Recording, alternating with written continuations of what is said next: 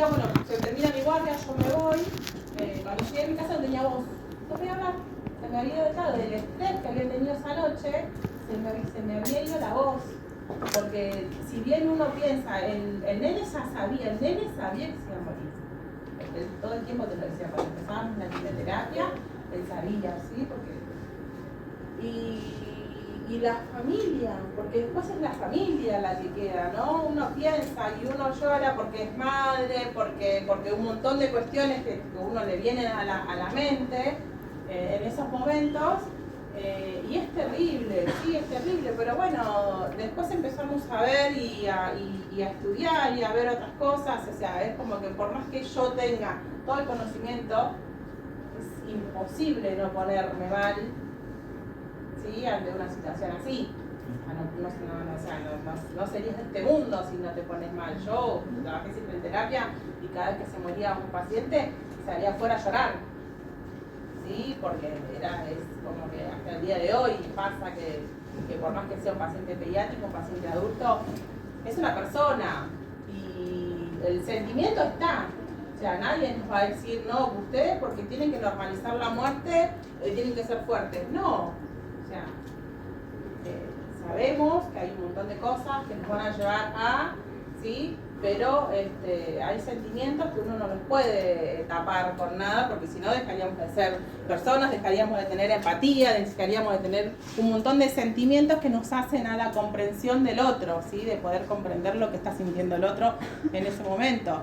Por eso hablamos mucho de la empatía en la parte de salud, porque es lo que le falta mucho, ¿sí? Tener empatía para poder entender un montón de cosas relacionadas a todo lo que es la parte de salud. Y en el paciente adulto, por ejemplo, generalmente quieren ir a la casa, cuando ellos ya saben, quieren ir a la casa y la familia no quiere. En esos casos, ¿cómo se hace? No, y eso depende. Depende con quién viva el paciente. Hace poquito tuvimos una paciente que la señora quería pasar sus últimos días en su casa con sus nietos, pero cuando ella empezó a ver que el deterioro empezaba a ser más progresivo y hay un montón de funciones en las que ella no podía levantar el brazo, le costaba mucho hablar, tenía requerimiento de oxígeno, entonces ella misma dijo, no quiero que mi familia me vea así, mis nietos me vean así.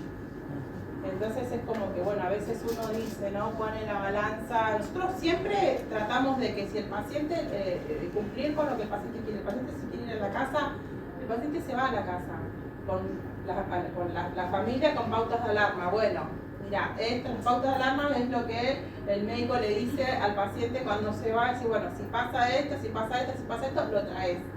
Entonces ellos se van y siempre vuelven. Cuando la familia se desespera, porque ¿quién quiere que un paciente, o sea, que un familiar se muera en su casa?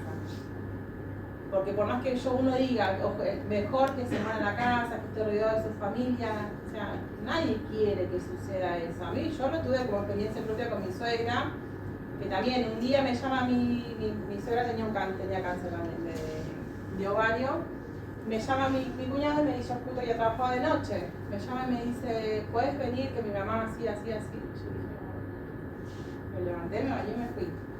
Claro, cuando me dijo así, yo ya dije, bueno, ya está.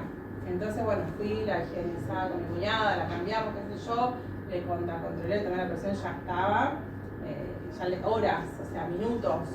Entonces le digo a mi cuñada, mira, le digo, ya estamos en la fase final, pero querés que el desenlace sea acá, digo, ¿querés que la llevemos al hospital? No, me dice, yo le digo, por los chicos, por los hijos de ella, que eran chiquititos. Y me dice, no, llevamos al hospital. Llevamos a la ambulancia, cuando llega la ambulancia le quieren poner vía, le quieren poner esto, le quieren poner lo otro. Entonces yo le dije, no. Digo, es un paciente así. Digo, solamente apoyo de oxígeno, nada más. Llegamos al hospital y pasaron media hora y estábamos nosotros, la familia ahí, los hijos, y bueno, falleció. Es como que, o sea, uno tiene que estar justo en el momento justo para que esto sea como que todo sincronizado. Muchas veces pasa, muchas veces no. Por eso hablamos, en cuidados paliativos hablamos mucho de la muerte digna. Y cuando hablamos de cuidados paliativos muchas veces los asociamos con el paciente adulto, pero la persona médica que trabaja en neo no me va a dejar mentir que muchas veces nacen los pacientes con malformaciones o pacientes con algún tipo de que se sabe que el paciente no tiene probabilidad de vida. Entonces, ¿qué se hace? Se lo deja en una incubadora con una colita de oxígeno, se le dice. Nosotros en nuestro hospital le decimos pobre, le decimos colita de oxígeno. Ellos quizás que trabajan en un lugar privado tienen otros nombres, pero es el aporte de oxígeno. Entonces, para que el bebito tenga una muerte digna, o sea, que no esté sufriendo, porque claro, la falta de oxígeno, ¿qué pasa con la función respiratoria? ¿Cómo? Claro, empieza a buscar oxígeno y empezamos a respirar sí con dificultad, y entonces eso no es, el paciente está sufriendo, el paciente sufre. Entonces lo que se busca es que el paciente tenga una muerte digna. Cuando hablamos de muerte digna, hablamos de mitigar el sufrimiento, de aliviar ese sufrimiento que el paciente pueda llegar a tener. Pero sí, eso es una gran batalla, a veces hasta diaria. Yo, que trabajé en guardia toda mi vida, he recibido pacientes que los trae la ambulancia como volando con una emergencia, y que cuando vos los recibís sabés que están en sus últimos momentos, y la familia cuando te viene te dice, no, lo que pasa es que está en un tratamiento, hace un montón de, ya sabemos lo que va a pasar, ¿no? Y en esa desesperación de los últimos momentos deciden que sean en el hospital. Y en el espacio en el que uno trabaja, porque uno relaciona siempre la guardia con la emergencia, con el paro, con el que todos hacemos todo y R emergencias y toda la bola. Y la realidad es que muchas veces recibís pacientes que están en sus últimos momentos. Y en esos momentos es en donde nosotros, y acá voy a la empatía que vos decías hace un rato, tenemos que poder empatizar con ese paciente y esa familia en qué necesita en ese momento. En ese momento no necesita que yo corra y vaya a buscar el cardiofibrilador y todo un montón de cosas. En ese momento necesita oxígeno, un espacio tranquilo y a la familia alrededor. No tengo que mandar al familiar a hacerle los trámites, a buscarle la ropa, lo que sea. Lo que tiene que suceder en ese momento es eso. Pero no siempre los tiempos y los demás profesionales de la salud, y hasta a veces uno que ha enganchado en eso, tenemos la capacidad de poder respetar ese momento. A mí me ha pasado de pelear con médicos que querían hacerle hemocultivos a los pacientes que estaban en sus últimos momentos de vida. ¿Viste? Cuando decís, no los voy a pinchar. Yo que no soy médica, voy y miro las indicaciones y le digo, a veces no entiendo por qué tiene indicado un antibiótico. Tal cual. ¿Por qué tiene indicado? Entonces vas y hablas con el médico te mira como diciendo, ¿y vos quién sos? O sea, yo soy enfermera, parte del equipo. Ah, pero sos enfermera. Sí, claro.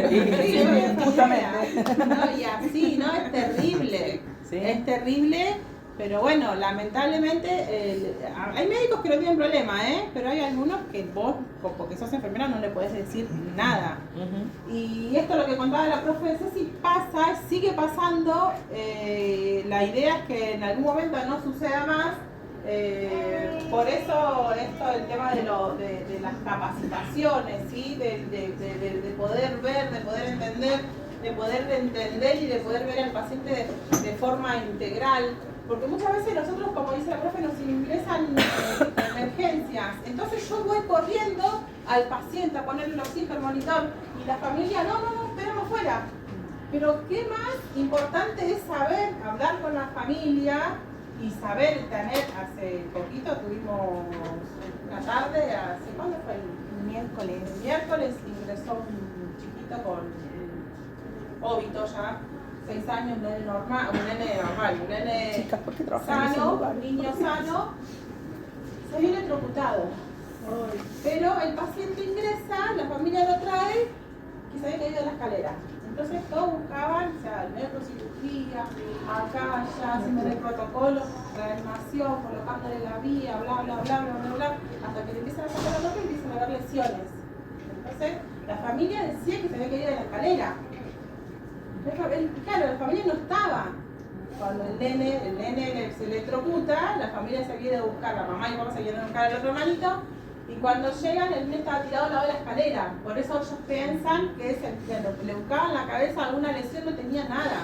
El nene sí estaba quemado, se le había salido le había reventado muchas lesiones de quemaduras en diferentes partes del cuerpo, pero es legal, o sea que a veces no nos cuesta nada preguntar, porque cuando estamos en una emergencia, no sé cómo, pero hay 30 millones de personas. Porque vienen 30 millones de personas, vienen los médicos, los cirujanos, los kinesiólogos, los de adultos, los enfermeros de adultos. Hay 30 millones de personas dentro de un shock room y están todos abocados al paciente, pero nadie se fija en la familia. Entonces a veces es mejor, o sea, investigar, preguntar, porque es rápido. O sea, hay cosas básicas que yo tengo que preguntar ante una emergencia. Y después listo, ya está. Una vez que yo más o menos tengo una idea, bueno, está bien. A veces se sabe cuál fue el desenlace y a veces no, o sea, por qué sucedió, ¿sí? Pero muchas veces, como decía la profe, el paciente llega y es una emergencia, es un cable, es todo, y a veces no necesitamos hacer todo eso. A veces necesitamos darle el espacio y poder entender. Yo trabajé en la guardia de adultos cubriendo también, y los pacientes de cuidados paliativos, o sea, yo le digo cuidados paliativos de pacientes terminales, solos. Y la familia, ¿puedo pasar? No los dejaban pasar. Yo soy muy peleadora, ya me van a conocer. Yo peleo mucho, pero porque soy muy justiciera. Y entonces yo decía, pero ¿por qué no nos dejaban pasar? Y yo, pasa igual, cualquier cosa echarme la culpa a mí. Y yo lo dejaba pasar y venía el médico, ¿quién dejó pasar? Le digo, no, yo lo dejé pasar un ratito. Y así estábamos hasta que el médico se iba a dormir. Cuando el médico se iba a dormir, pasen. O sea, es su paciencia. O sea, a mí me gustaría que me pase eso. ¿Y cuál era la justificación de no dejarlo pasar? Porque no se puede pasar más de 2 horas. La guardia no te deja por el espacio. Por si llega a entrar una emergencia, hay muchas personas porque no es que vos estás en un lugar aislado solo. Estás ahí en un showroom, porque encima lo meten al showroom. ¿Entendés? Entonces es como que... Hace poco se murió el papá de una amiga y yo no entendí nunca por qué no la dejaron estar. Si ya sabía que le quedaban horas, horas. ¿Y cómo no te dejaron quedar? Que se murió solo. Claro, no, es terrible. La hicieron irse a las 10 de la noche, se quedó hasta lo más que pudo. Claro. Y se murió a las 2 de la mañana. Le digo, ¿por qué no te dejaron estar? Es terrible la Y mentalidad. ya se quedó re mal, porque se murió solo. Sí. La enfermera dice, yo me quedé hasta donde pude. Por eso es importante esta ley, Claro. porque uno tiene de dónde agarrarse. A mí me pasó con mi papá y yo trabajando en el mismo hospital, que conocí al traumatólogo, le digo, ¿me abrís? Porque si no, no te abre nadie. Y me pude quedar con mi papá, pero mis hermanos no los dejaron pasar.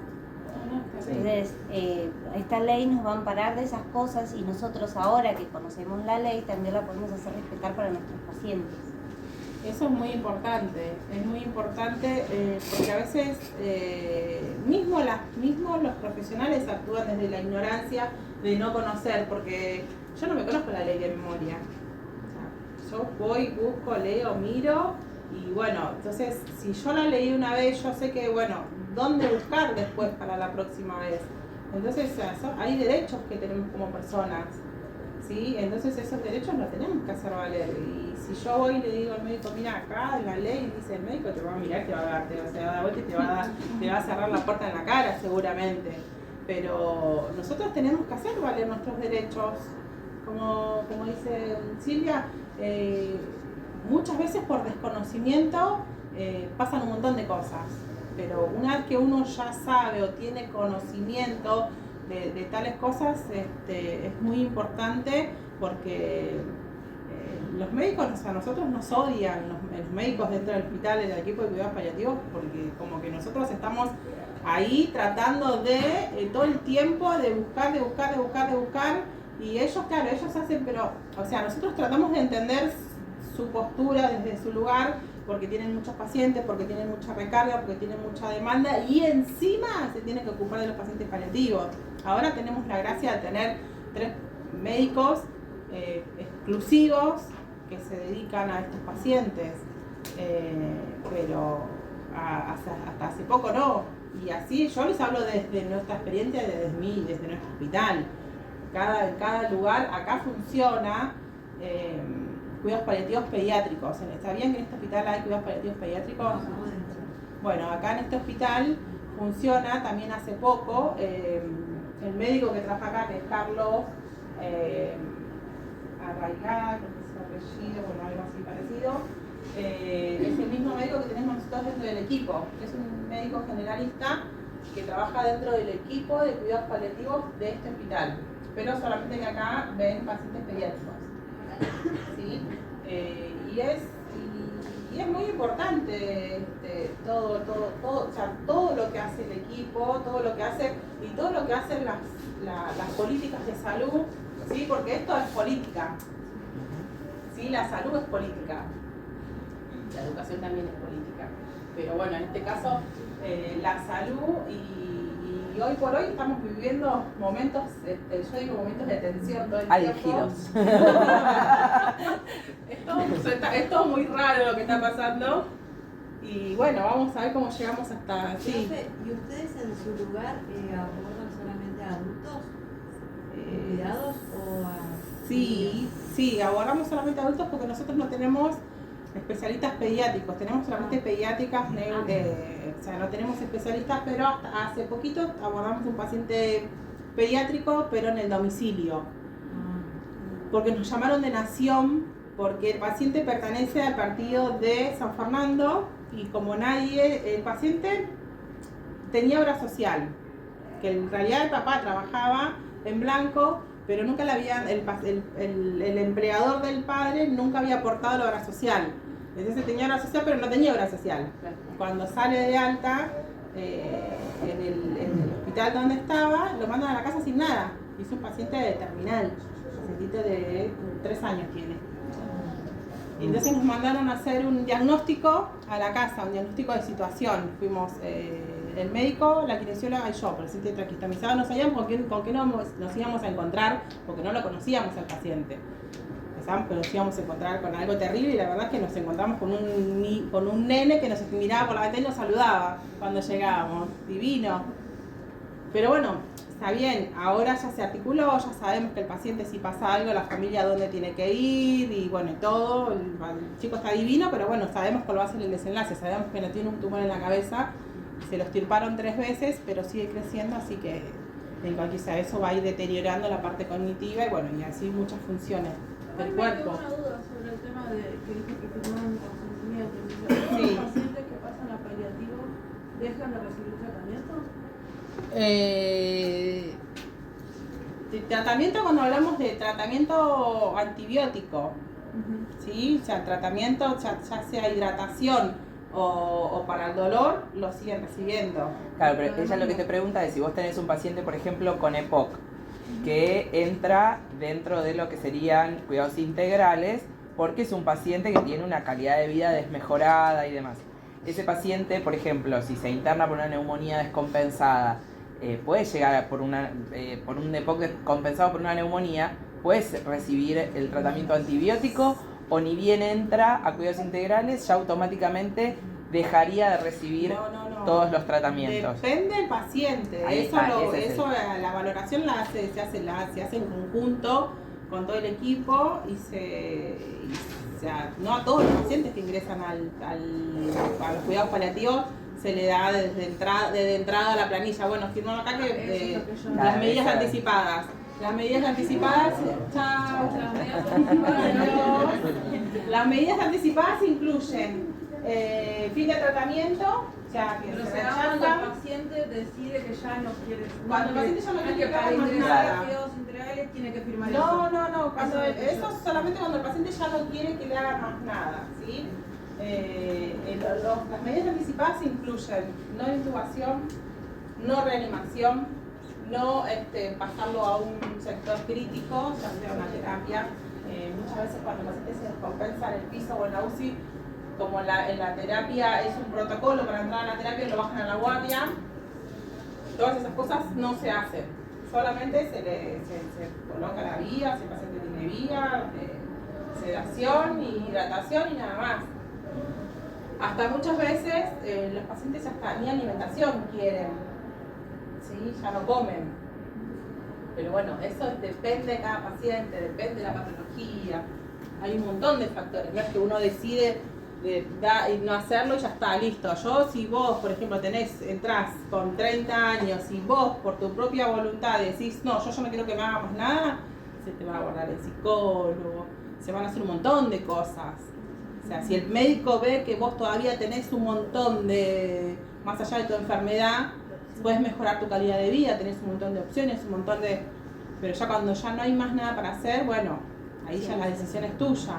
Pero por eso es algo muy complejo. No se quedan con el no de No, de ninguna manera. Algo que quería remarcar con lo último que estábamos hablando antes de esto, es que de la importancia de la ley en que las instituciones tengan los espacios de cuidados paliativos o cuidados integrales, porque previo a la existencia de la ley no había equipos trabajando en cuidados paliativos y lo hacía el que podía, cuando podía, y muchísimos pacientes, personas, familias quedaban fuera de ese espacio. Entonces la importancia de la ley que hoy nos permite de que tanto en instituciones públicas como privadas se asigna recurso económico y humano a esta área es fundamental. Sí, igualmente es algo que todavía no estaría sucediendo. Sí, no sucede en todos lados, pero bueno, tenés una ley que te ampara por lo menos. Sí, gracias a esa ley nosotros pudimos tener un montón de cosas. De hecho, nosotros quisimos sectorizar una parte del hospital para nosotros que nos dejaron.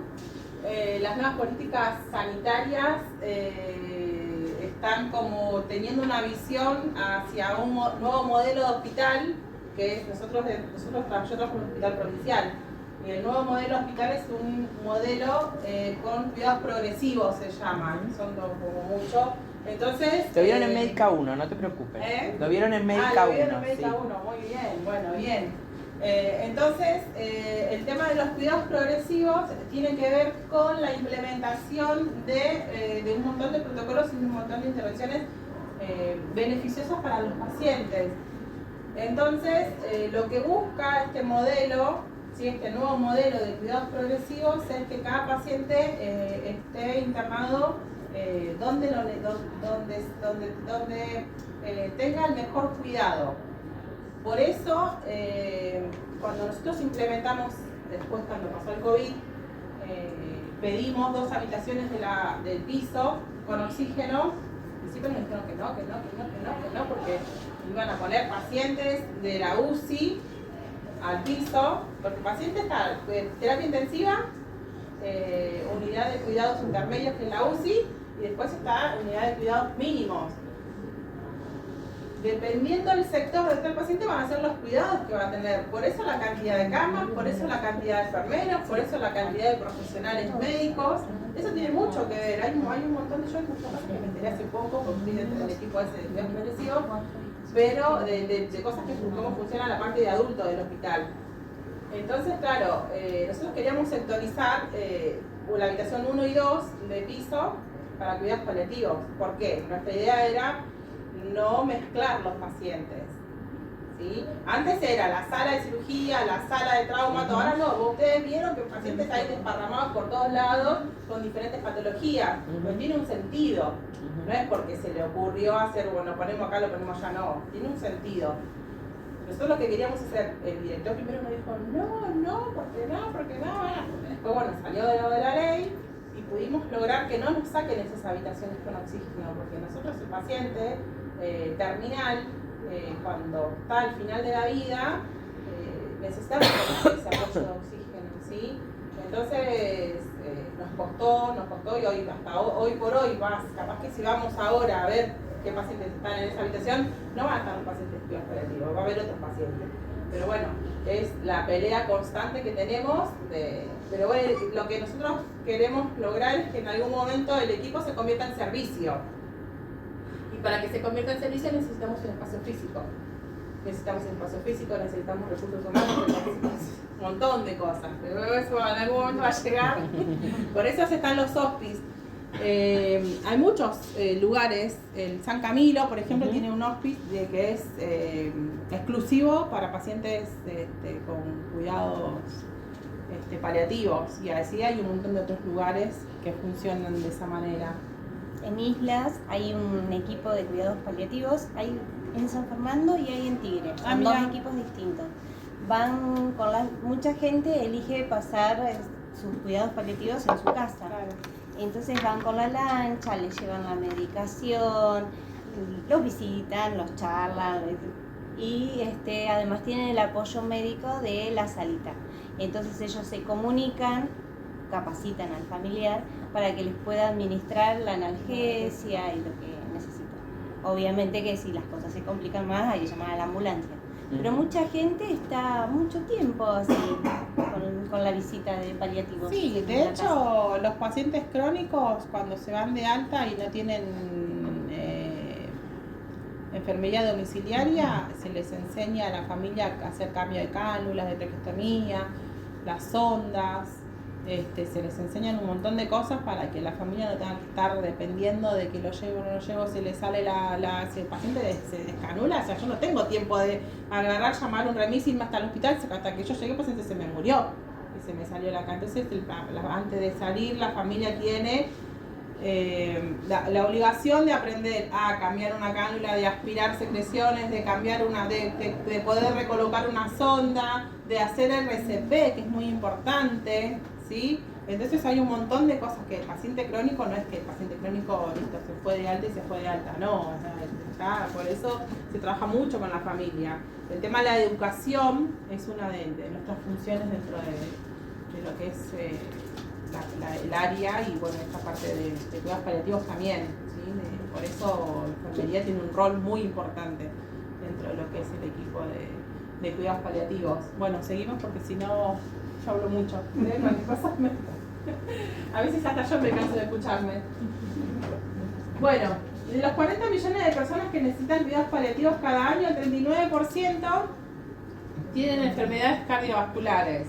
El 34% tienen cáncer, el 10% tienen neumopatías crónicas, el 6% tienen HIV, SIDA y el 5% tienen diabetes. Eso es más que nada para que estadísticamente, para que ustedes vean que no solamente el paciente oncológico, ¿sí? Es el paciente que necesita el cuidado paliativo, ¿sí? Pasamos al siguiente. ¿Cómo? El 34% queda Cáncer. El 10, neumopatías crónicas, todas las enfermedades respiratorias.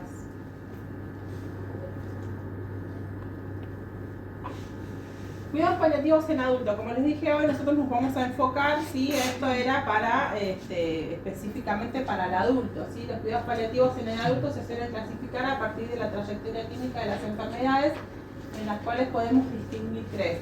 Tenemos las enfermedades, los cuidados paliativos destinados a las personas con cáncer, con falla del órgano y personas con fragilidad. Ahora vamos a ver, pasar si quieres al próximo, la enfermedad oncológica, que es la que generalmente nosotros hablamos, ¿sí? Desde los cuidados paliativos. Nosotros cuando empezamos en los comienzos del equipo solamente tomábamos pacientes que tenían ya diagnóstico, que eran vistos por el oncólogo, que ya tenían un tratamiento, o sea, solamente pacientes oncológicos. Porque también cuando empezó el equipo, o sea, era como que estábamos como viendo a ver qué pasaba, a ver cómo podíamos ayudar, bueno, y a medida que fue pasando el tiempo, fuimos incorporando diferentes conocimientos, diferentes maneras, nos fuimos capacitando y bueno, fuimos abriendo más el abanico de las personas que necesitaban este tipo de cuidados. La enfermedad oncológica, en esta clasificación, los cuidados paliativos se organizan desde las fases tempranas de la enfermedad, ¿sí? Cuando el paciente ya se le detecta el cáncer, ¿sí?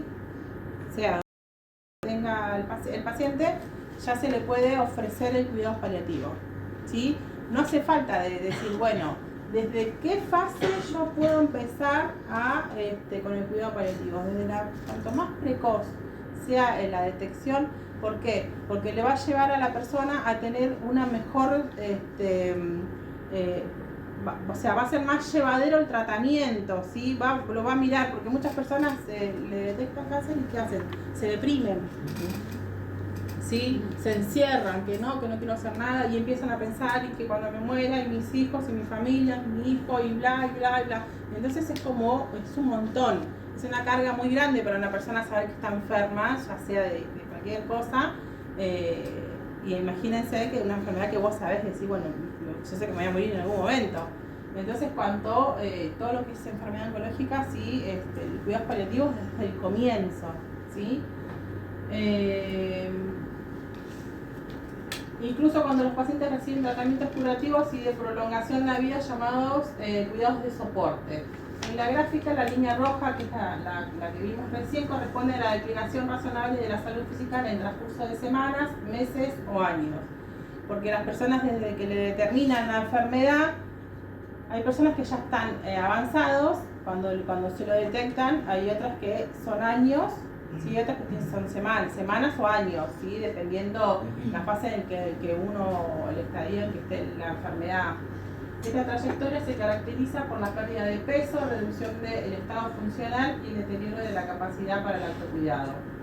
Se producen en los últimos meses de vida y fases tempranas en la enfermedad. En esta trayectoria ofrecen los cuidados paliativos tradicionales, como los programas domiciliarios que se centran en brindar servicios integrales en las últimas semanas o meses de vida a las personas con cáncer.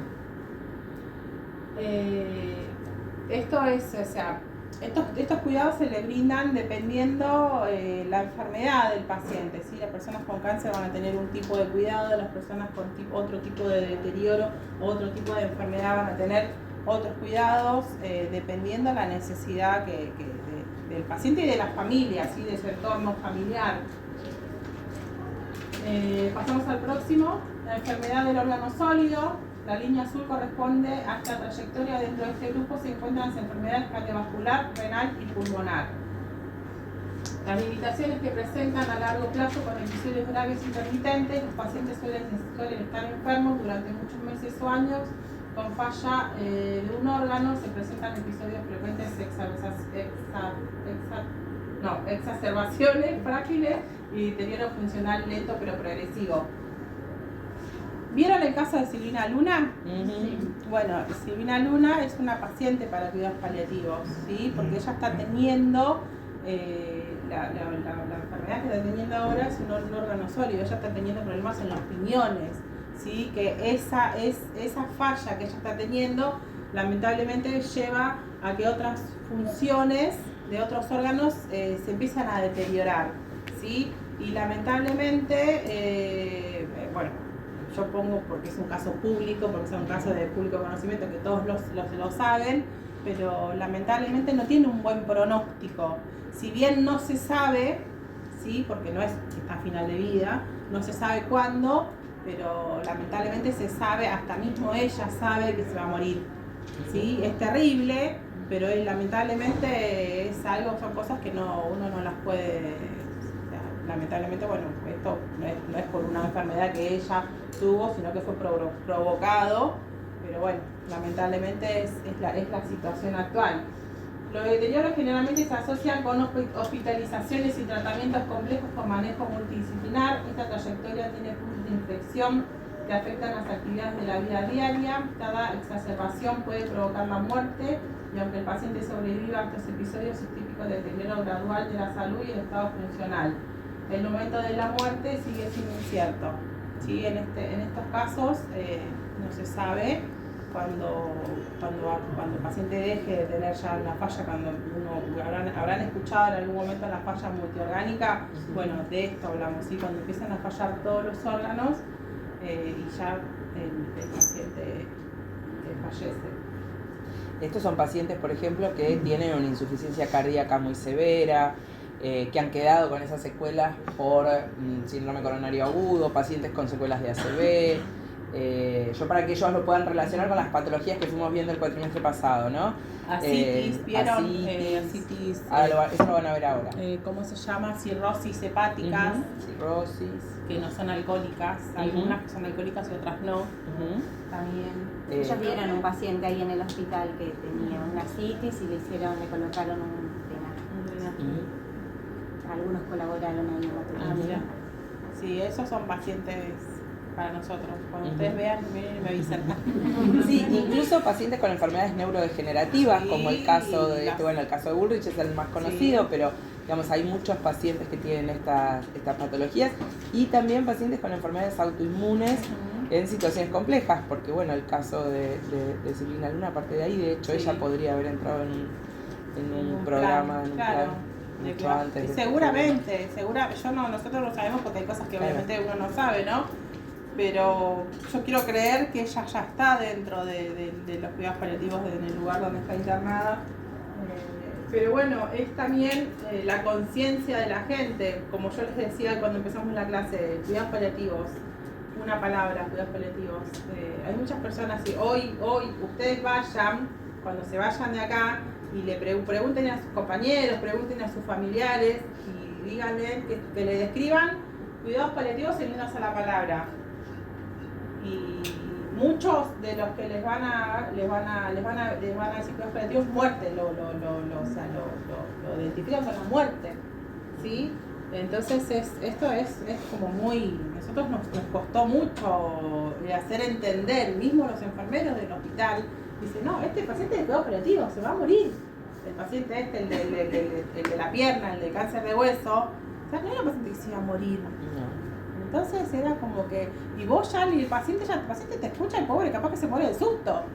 Sí, igual, ellos explicaron el día que le dieron el diagnóstico, el médico que se lo dio no fue muy Dios, pobre chico. Le trauma. Sí, ya lo sé. El terapista fue tremendo. No, sí. Nos quedamos todos así. ¿Cómo le vas a decir eso? No, es terrible. No, nosotros luchamos mucho contra eso porque pero bueno, lamentablemente es el cambio, tenemos que hacer un cambio de visión, un cambio de paradigma dentro de lo que es el sistema de salud y tener otra mirada así de lo que es. Pero bueno, esto de a poquito se va a ir allanando, digamos, el camino para que todos podamos hablar en el mismo idioma, porque dentro de lo que es la salud, nosotros muchas veces somos traductores de los médicos, porque los médicos les explican, le hablan en la terminología, y muchas veces la familia se va al médico y te pregunta a vos, pero me dijo esto, pero me dijo aquello, entonces uno tiene que traducir. No, pero encima ese día el chico estaba solo, claro que siempre, porque estaba en la terapia y no había familiares. Entonces, bueno, fue tema de postclínica ese caso, porque quedamos todos sí. Sobre todo impresionados, porque uno siempre espera que el otro profesional de la salud tenga al menos la capacidad de poder ver al paciente como más, ¿no? Desde otro lado. Bueno, no fue en este caso lo que sucedió, y como que a los chicos los golpeó mucho más. A mí me decís, dale, ¿no? Sí. Pero bueno, es así, sí. Por eso es tan importante la presencia de ustedes. Por eso, más allá de eso, es muy importante estar presente cuando un médico hace cuando pasa un parte médico, ya sea nosotros pedimos muchas veces estar presente dentro de los partes. ¿Por qué? Porque nosotros nos enteramos de un montón de cosas y entonces tratamos de minimizar, no de tapar, de simplificar. De simplificar y de decir, bueno, no ser tan agresivos con muchas palabras, porque a veces las palabras suenan agresivas, entonces buscar la manera de ser lo más suave y lo más empático posible para que esa familia pueda entender. Nosotros hasta muchas veces hemos ido a comprar nosotros medicación que dentro del hospital no había, cuando los médicos te dicen, no, bueno, si no hay, listo, que si la familia no lo puede comprar, listo, que no. Y por ahí es una anistatina que es para las llagas, para los hongos de la boca, que muchas veces a los pacientes oncológicos se les suelen. Y entonces nosotros, y es como que, o sea, cero empatía. No lo digo en el 100% de los profesionales, pero el 90% sí. Son muy pocos los que tienen. En el hospital de Pacheco, prácticas del médico uno, no fue empática, o sea, la médica fue empática con el paciente, pero no conmigo. Porque vino, era un paciente que ya estaba muy mal y la morfina le hacía efecto, alucinaba. Y yo le pregunté a la médica qué era lo que tenía, me dijo, no, tiene un cáncer de colon avanzado con mucha metástasis, tiene las horas contadas. Yo me quedé así. Pero al paciente no le dijeron nada y llamaron a la familia, le dijeron que por favor venga y iban a esperar a la familia para decírselo al paciente. Pero cuando a mí me lo dijo fue muy... Claro, te cayó muy Yo casi me pongo a llorar, pero me acuerdo que me puse a hablar con la profe Ale porque no lo podía creer. O sea, el paciente me dijo no tiene las horas contadas. Así, en unas horas se va. Sí. No, es que es así, es terrible, pero bueno, lamentablemente nosotros lo atribuimos a la formación del médico, ¿sí? ahora dentro de lo que es la carrera de medicina hay otras materias o otras, no sé, que se especifican más en lo que en la parte humana. O sea, yo para mí es como muy militar, no sé cómo explicarlo. Mecánicos no del cuerpo. Tienen, Mecánicos del cuerpo. Tal cual, o sea, no tienen, o sea, es el paciente la persona, o sea, vos te miran, te hacen un escáner de la persona, pero no te, o sea, no les importa. Vamos allá, No les- estaba en materno infantil el año pasado y había una paciente esperando hacía mucho, se vino a quejarse. La enfermera le dijo a la doctora, dice, mira, es simple, si no le gusta esperar, que se tiene un lugar privado. Así dijo la doctora que Es terrible. un lugar privado. Yo Es todavía no terrible. digo Hay... Bueno, a mí cuando me dieron el diagnóstico de mi abuelo, también no es que tuvo como un acompañamiento como nosotros, más que nada con el familiar. Vino y nos dijo, no llega hasta el sábado, se va a morir.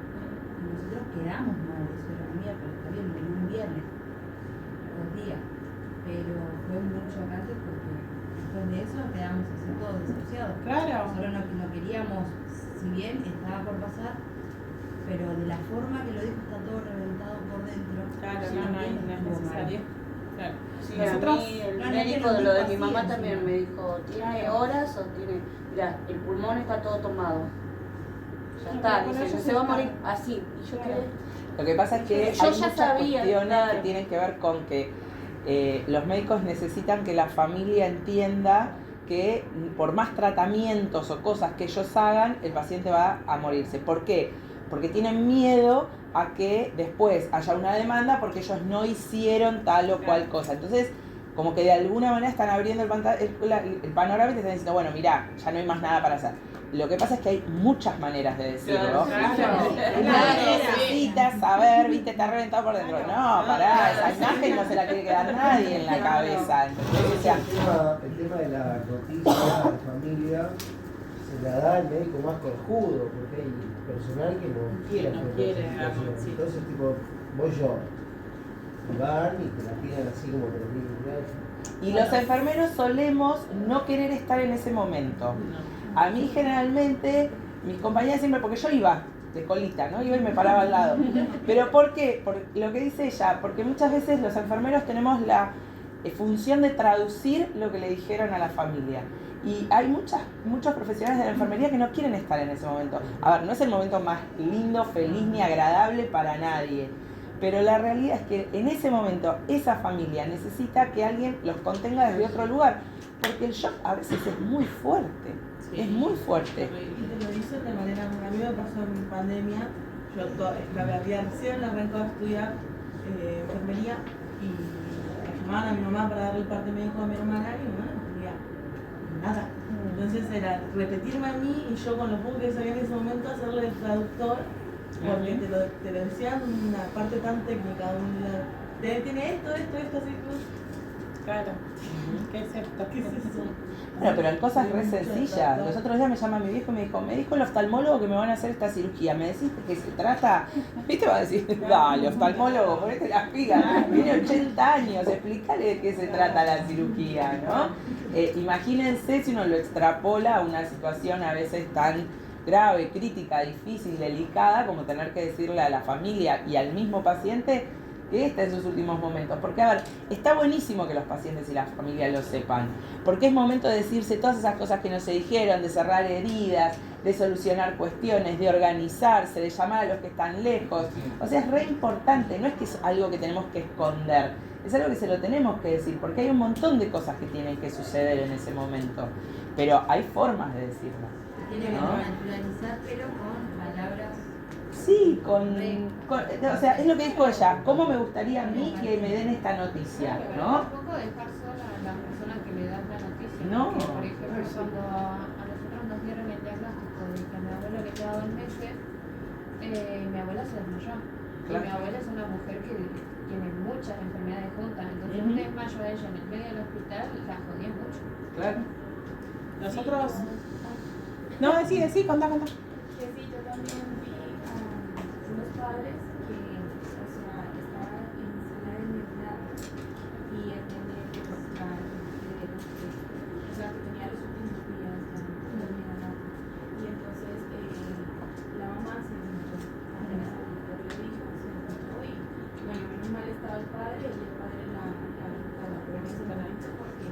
ella se desmayó, o sea, Claro. el doctor le dijo, ella se desmayó y el padre, después de que la mamá se recuperó, él salió y se arrodilló, o sea, por fuera de la sala y empezó a gritar. Gritaba como, Es terrible. Como, porque yo no me voy, se va a vivir todo, así que... Claro, no, es terrible. Nosotros en el hospital, las malas noticias ahora las da el equipo de cuidado paliativo.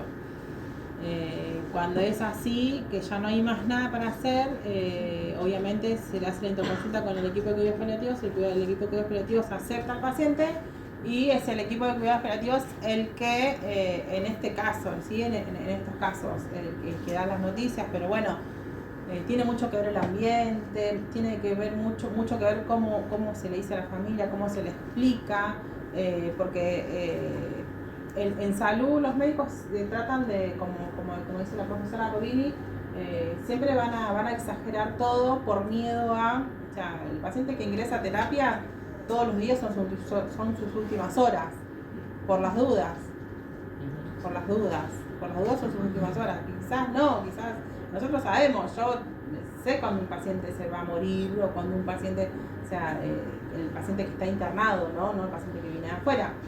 Pero muchas veces es así, se trabaja de esa manera, pero porque es algo más protocolar médico, ¿sí? Pero bueno, ahí estamos nosotros para ofrecer una silla, para ofrecer un abrazo, una mano, un vaso de agua, y para la otra persona que está teniendo este padecimiento, este sufrimiento, es un montón. Ya el solo hecho de estar ya es un montón. Porque muchas veces, como dijeron ustedes, por sus experiencias, familiares que han fallecido solos. Y es feo pensar en que en el último momento de mi vida, por más que yo no esté consciente, estoy solo. Es triste pensar eso. Pero bueno, justamente para eso estamos, para ver si se puede revertir un poco esto de a poquito. Esto es un camino de hormigas que de a poquito se va a ir seguir haciendo. Quizás el año que viene tengamos más novedades, mejores cosas, más que la ley se pueda implementar muchísimo mejor y que el gobierno nos ayude a poder seguir con todo esto. Pero bueno, lamentablemente hoy por hoy es lo que tenemos, es un montón, para nosotros es un montón, desde que empezamos hasta ahora es un montón. Ojalá que sigamos creciendo, no solamente nosotros, sino todos los equipos de cuidados paliativos, que son un montón, funcionan en un montón de lugares. Pasamos a los lugares donde hay también estos cuidados paliativos, ¿tienen un lugar específico para poder trabajar? ¿O les pasa lo mismo? A nosotros, por lo menos todo lo que son hospitales provinciales, nos pasa lo mismo. Somos equipos que trabajamos, no estamos con una disponibilidad, o sea, no tenemos disponibilidad, no somos exclusivos, digamos, yo, por ejemplo, actualmente dentro del hospital soy la jefa de la guardia de pediatría, o sea, no estoy dentro del equipo, pero mi trabajo es otro. O sea, cuando yo por ahí el equipo se junta y dice, bueno, chicos, ¿quién está para ir a hacer la recorrida? ¿Quién está para ir a ver a un paciente de consultorio? Y así, bueno, el que está, bueno, nos vamos turnando con los que estamos, nos vamos turnando.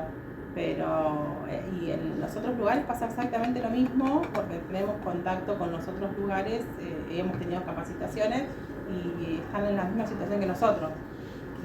O sea, pensando que a través de la ley en algún momento se pueda convertir este equipo en un servicio.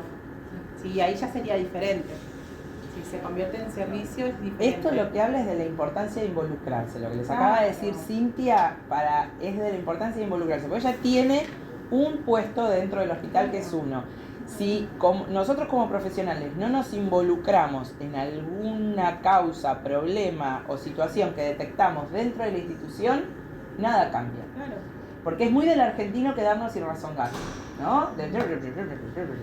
Y rezongar. No rezonguemos, busquemos el espacio. ¿Va a ser fácil? No, seguro que no. Pero bueno, si no hacemos nada, va a seguir siendo lo mismo que era. Entonces, ella tenía la misma inquietud, encontró a Ariel que tenía una inquietud similar y juntos fueron buscando, y hoy tienen un equipo de trabajo que funciona y que ha integrado nuevos profesionales y que está funcionando y con la expectativa de que cada vez sea mejor y con el objetivo de llegar a ser un servicio con un espacio, ¿no? Entonces, eso es involucrarse.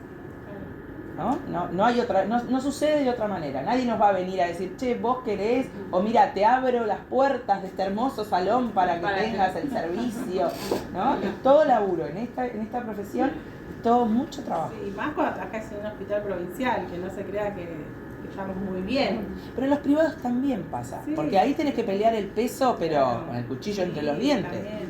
Porque ahí lo que importa es esto. Entonces, sí, ¿quién tiene más? Claro. ¿No? Y fundamentar muchas veces desde lo económico, que no es nuestro lado más fuerte. Claro. Sí, no, pasa y es una cruel realidad. Pero bueno, si, como dice la profe, si nos quejamos, probablemente nada sucede. No. ¿Hay algún dato de los países donde hay eutanasia? ¿Cuánta gente opta por la... Sí, hay, no lo tengo acá.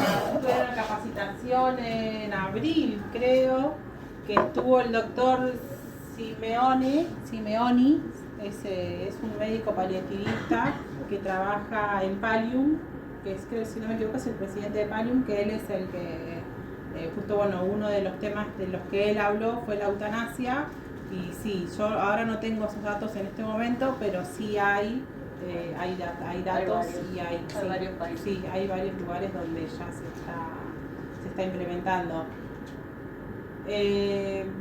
Acá todavía no está como muy decidido a que es como todo, es como la pena de muerte en las personas que, porque por ahí del porcentaje de gente que dice que necesita paliativo, ¿qué porcentaje asume una eutanasia?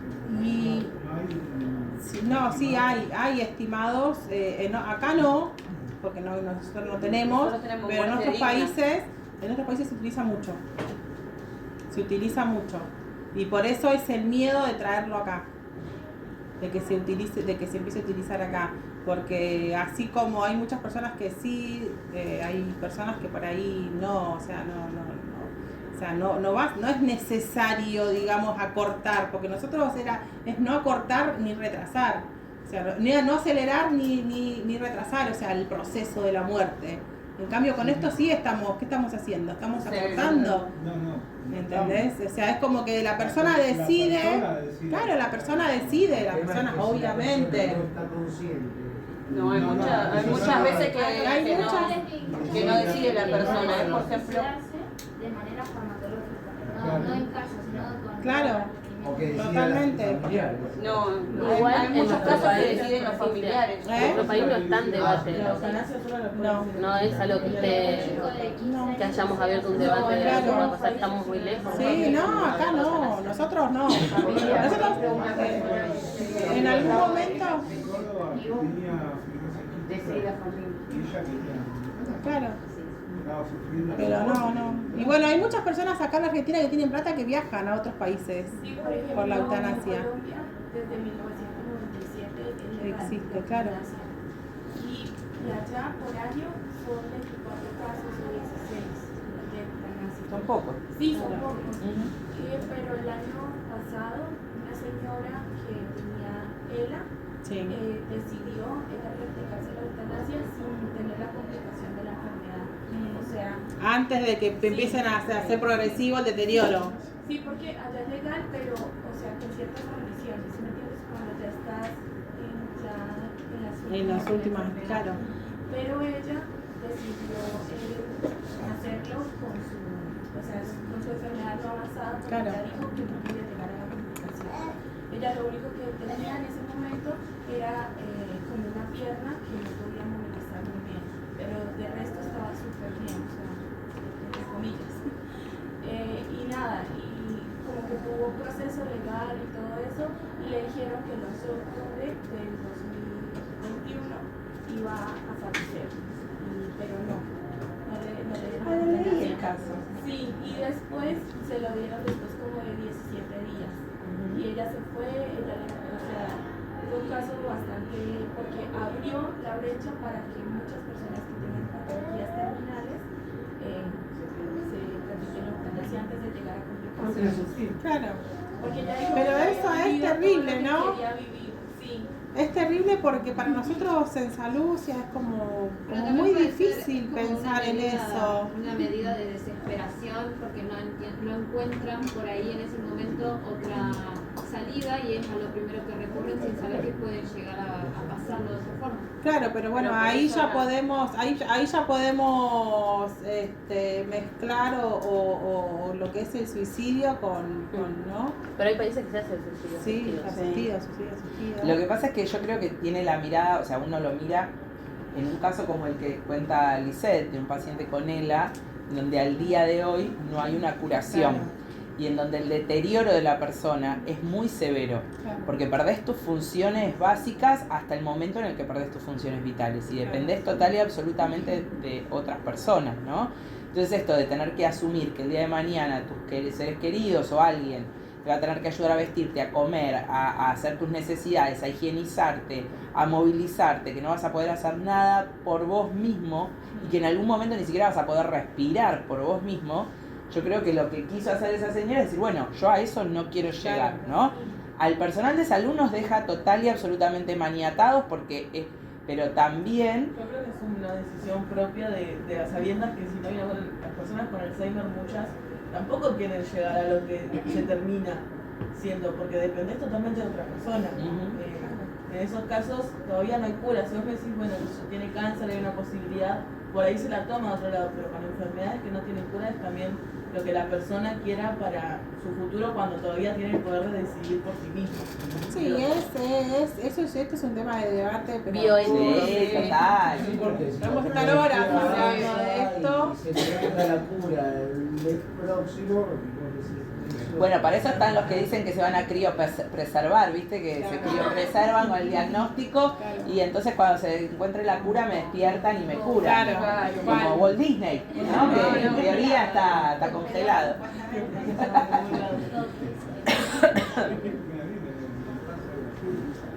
Se me ocurren un montón de cosas. Es polémico, ¿no? Para contarles porque tengo muchas experiencias para contarles, pero bueno, ahí ese es como muy...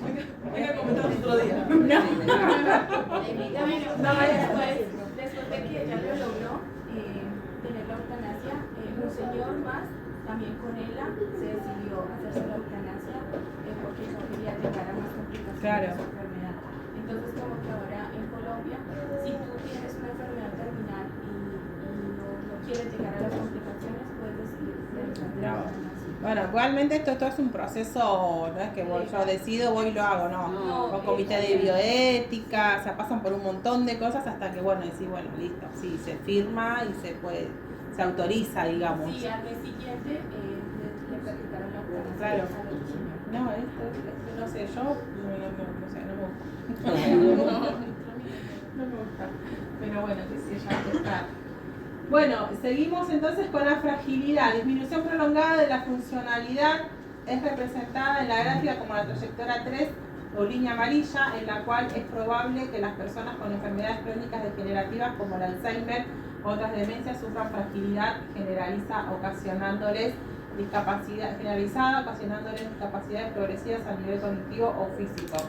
Dichos pacientes pueden perder peso, capacidad funcional y tener problemas sociales. Esta trayectoria puede darse por terminada después de un evento agudo, como una fractura de cadera o una neumonía que causa la muerte. ¿Sí? Muchos pacientes, como yo les contaba hoy, tienen alguna patología y ingresan por otra, y bueno, y ahí ya hablamos de las enfermedades cruzadas, de las cintas hospitalarias, del deterioro del paciente, que ya el paciente ya se deja estar, y bueno, y ahí es donde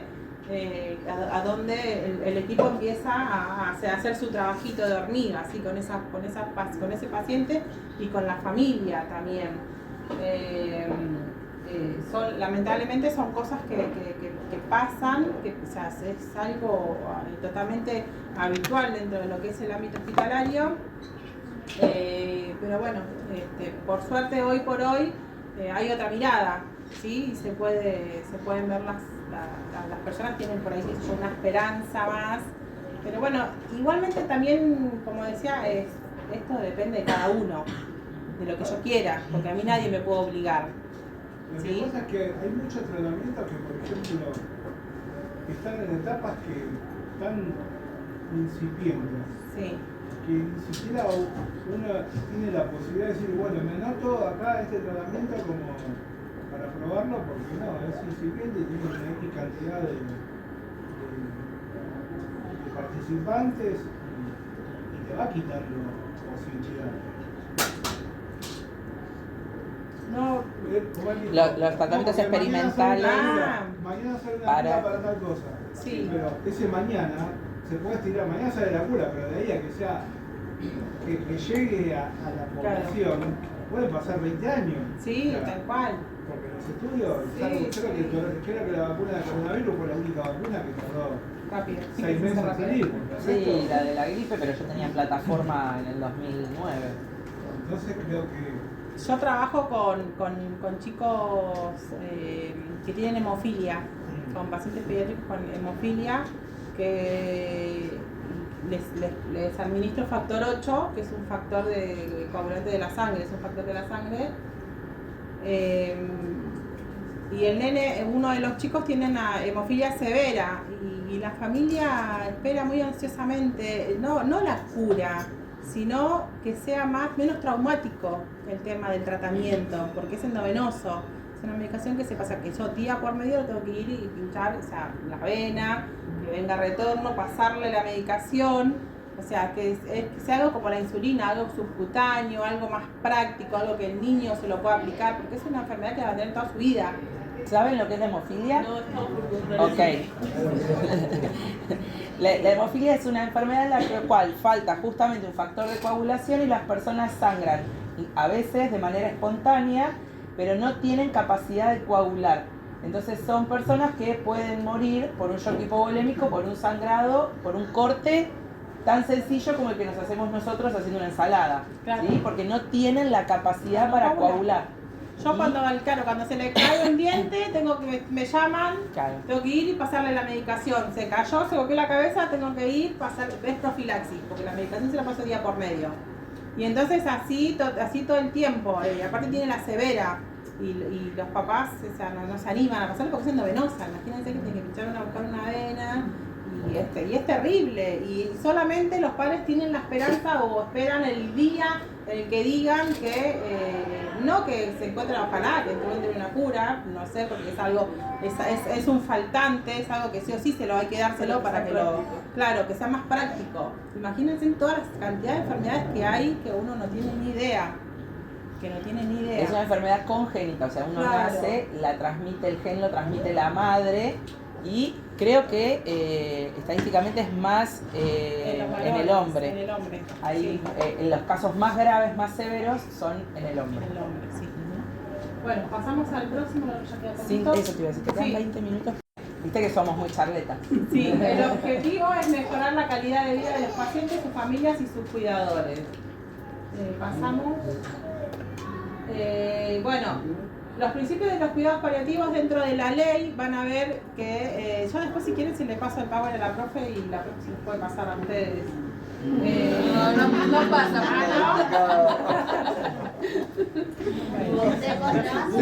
Seguimos con la foto, ¿me acuerdo? Por la duda se confunde.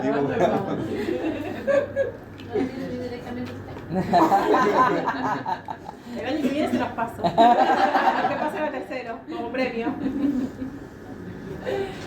Bueno, los principios de los cuidados paliativos se rigen bajo principios que vinculan no solo al paciente que necesita la atención holística, sino también a la familia. Es lo que estábamos hablando un poco hoy. Integra el manejo de los síntomas físicos, fisiológicos, psicosociales y espirituales. Tratamientos farmacológicos y no farmacológicos basados en la evidencia científica para mejorar la calidad de vida y aliviar el sufrimiento. Bueno, mi compañero Ariel, que trabaja ahí, él hace con los pacientes meditación. hace meditación con los pacientes, muchas veces los otros enfermeros también se involucran y se quedan, los familiares del de al lado también, bueno, y así muchos pacientes, siempre y cuando obviamente el paciente quiera, y es algo alternativo. ¿Sí? Como dice, tratamiento farmacológico y no farmacológico. Cuando hablamos de tratamiento no farmacológico hablamos de todo lo que es la parte alternativa, digamos, todo lo que sea mejor. Si vos tenés algún problema de salud y te dicen, mirá que aquel, ¿no vas a ir a ver, a probar?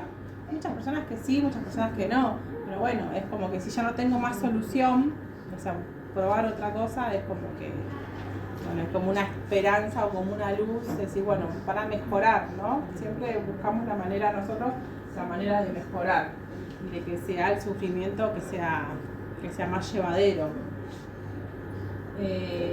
Pasamos al siguiente. Los cuidados los principios de los cuidados paliativos: afirmar la vida y considerar el morir como un proceso natural. Esto está todo dentro de la ley. No intentan acelerar o prolongar la muerte, proporcionar alivio de dolores y otros síntomas angustiantes, integra los aspectos psicológicos y espirituales para una atención holística al paciente, respetando sus creencias y cultura, ayudar al paciente a vivir lo más activamente posible hasta la muerte. Nosotros lo que hacemos, yo les conté que teníamos un camillero dentro del equipo. Muchas veces lo que hacemos es, si el paciente está en condiciones, lo llevamos a dar una vuelta con los camilleros, o lo sacamos un ratito al patio, porque muchas veces están ahí internados y no ven, o no tienen familia, no tienen quien lo lleve. Entonces siempre buscando la manera, o sea, tratando de cumplir lo que el paciente quiere, ¿sí? Siempre viendo la necesidad y viendo que esté todo, claro, en condiciones para que el paciente pueda salir. Sí, el paciente obviamente que no puede salir, no, pero muchas veces el paciente a veces quieren ver a su familia, a sus nietos, y entonces ¿qué hacemos? Los bajamos, los citamos al patio, los bajamos a los pacientes y están un rato con su familia, toman mate, hacen algunas actividades ahí con la familia y después, bueno, de vuelta vuelven a subir. Pero obviamente que siempre con previa autorización. Apoyo a la familia para sobrellevar la enfermedad del paciente y su propio duelo, mejorar la calidad de vida durante el transcurso de la enfermedad, brindar cuidados especializados con un equipo multidisciplinar para la derivación de casos más complejos, ofrecer tratamientos de terapias coadyuvantes e investigaciones para tratar los síntomas y evitar complicaciones angustiantes. Nosotros, bueno, ahora con la incorporación de estos 3 médicos dentro del equipo que tienen otras redes, ¿sí? con otros lugares, estamos utilizando o intentando implementar, utilizar otras drogas que tienen que ver con el alivio del dolor. Porque muchas veces, lo que yo les hablaba hoy del dolor total, que existen 2 tipos de dolores, que es el dolor físico y el dolor espiritual, ¿sí? Que juntos nos llevan lo que es el dolor total. Muchas veces nosotros tenemos que pues el placebo, lo conocen, han escuchado hablar del placebo.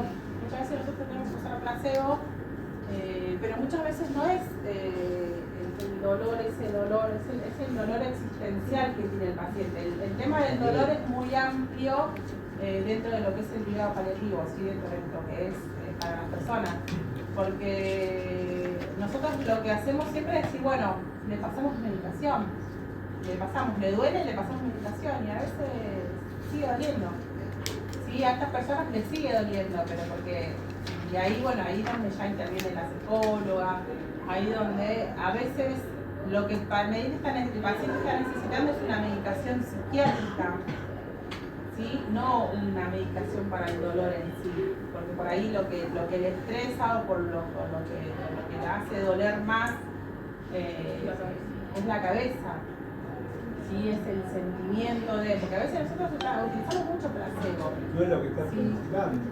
Porque las personas que tienen esto, o sea, están ya al final de vida, el duelo ellos mismos lo empiezan antes de morir. ¿Sí? Porque ellos es como nosotros las mujeres, yo hablo de las mujeres, todas las personas, o sea, como que tenemos tiempo, todo el tiempo el pensamiento de decir, bueno, dejé esto para aquel, dejé aquello para el otro, y sin embargo nosotros tenemos que ir a trabajar, todas las personas ir a trabajar, a estudiar o a hacer nuestras obligaciones de la vida diaria, pero siempre estamos pensando en los demás. Entonces como que decir, bueno, si yo no estoy, ¿quién se va a ocupar de esto? Y es difícil separar la cabeza, o sea, el pensamiento de las obligaciones y de todo lo que conlleva una enfermedad. Bueno, pasamos al siguiente. ¿Algunas recomendaciones para nosotros, para lo que es? ¿Te vas? Se va.